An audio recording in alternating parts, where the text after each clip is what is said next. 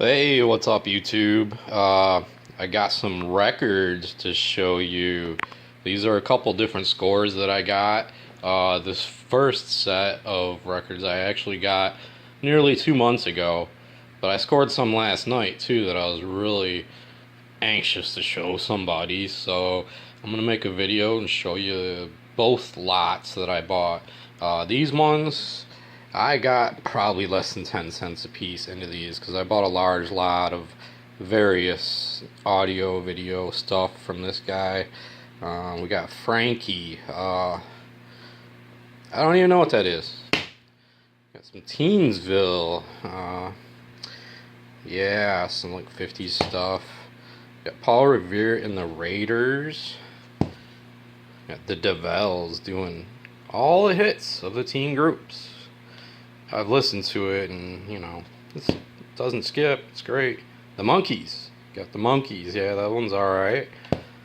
Jefferson Airplane Volunteers. This one is pretty darn cool. So is this one.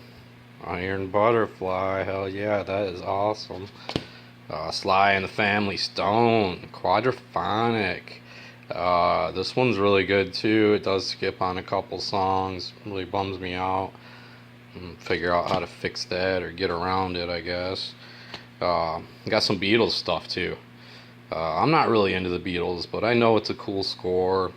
They're probably not worth a hell of a lot, but it's still cool, Got Meet the Beatles, the very first album.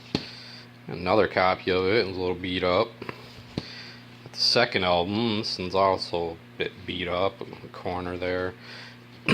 Got A Hard Day's Night by the Beatles. Got Beatles 65. I can't tell you what the name of this one is, I forget. But it's got Hey Jude on it, and Paperback Writer. I just can't remember the name of the record. No big deal. That one's called Abbey Road, I do believe. Yeah, I got 2 copies of that one also. The White Album from the Beatles. If any of you are familiar with the movie Helter Skelter, this kind of plays a part in that. Let It Be. The Beatles' final album. There's some good tracks on this one, but I'm not a big Beatles fan. I don't know. I'd rather have old Stones records. I picked these ones up last night. Went to visit a buddy, and he pulled them out of the closet and said, "Hey man, you want these?" So I offered him $5, and I got this stack for $5 last night. First one here is Chicago.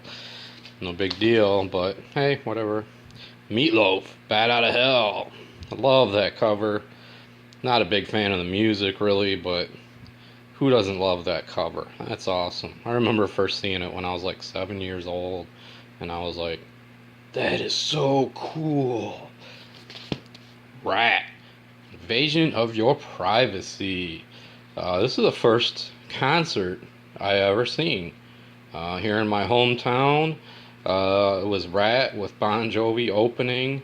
It was this tour in support of this album. I was like 14 years old. God, great memory. Judas Priest, British Steel. Yeah, that's a great record. CD, whatever. Cassette. Yeah, there's a certain period of Judas Priest that was awesome, and I've got it right here. We got British Steel, Point of Entry, and Screaming for Vengeance. In my opinion, these are the 3 best records from Priest. Defenders of the Faith was pretty damn good too. I've got that one in my record collection already. But these are a great addition. Cheech and Chong's Greatest Hit. I never knew any. I didn't know there was a record of their greatest hit. That's awesome. Because I got a few of their records already, and now I got this one too. Love Cheech and Chong. Love Black Sabbath too. This is probably the 3rd copy of this I've got, and I don't care. I'm not selling any of them, and I'm keeping them. And this is the first album after my Kiss period and stupid crap like that. This was my first serious, I listened to this constantly on my headphones. Used to drive my mom nuts because she could even hear the music even though I had headphones on. Uh, just love this album. It's got all their best songs on it, and it just, I'll never stop loving that record. Blizzard of Ozz, hell yeah. Ozzy's first record after he left Sabbath. There's a lot of cool stories about how this record came about. If you're interested, Google it and read up on it. His split with Sabbath and the formation of his new band and taking his wife on as his manager, and man, it was crazy that he even got anything accomplished. But Blizzard of Ozz is pretty awesome. And then the second one, Diary of a Madman, even better. That's my opinion anyway. You can't kill rock and roll. That's on here. This album is, man. I had this when I was in like 4th grade. My mom bought it for me at Kmart. Me and my sister talked her into it. And I took it to class with me the next day. 4th grade. People were like, "What? Your mom bought that for you? That's crazy." And it's just awesome. And then finally, this is the last one here. Ozzy, Speak of the Devil. This is awesome right here. This was after Randy Rhoads died. He went on a tour with Brad Gillis as Rhoads' replacement and did all Sabbath stuff. He didn't do any of his solo stuff on the tour from what I've read about it. And he just did a set of Sabbath tunes. And this is, the documentation of that tour. I don't know if it was all recorded in one night at one place. I'll read on. Yeah, I think it was. The Ritz, New York. But this record is great. If you're a fan of Ozzy or Sabbath, I'm sure you would agree with me. Look at that cover. That is just classic Ozzy, man. Yeah.